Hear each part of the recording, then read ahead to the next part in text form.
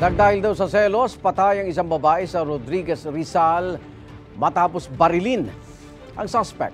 Kanyang live-in partner na tinutugis na ng pulisya. Yan ang unang balita ni EJ Gomez.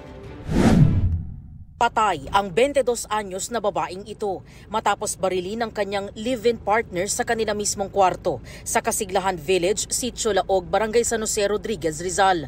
Ayon sa pulisya, ang 13 anyos na kasama sa bahay ng magpartner ang dumulog sa otoridad para i-report ang insidente. Nandun siya sa loob ng bahay pero hindi niya nakita. Nung narinig niya po yung putok, doon niya nakita po yung suspect na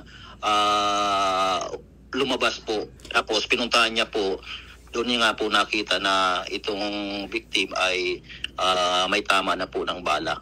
Base sa investigasyon, sa ulo binarilang biktima na naging sanhi ng kanyang pagkamatay. Wala po kaming recovered na empty shell, wala rin pong recovered na firearm dahil malamang po ang ginamit na baril is kalibre at 38 po.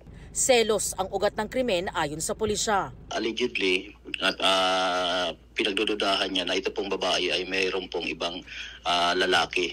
Kaya po madalas sila po mag-away.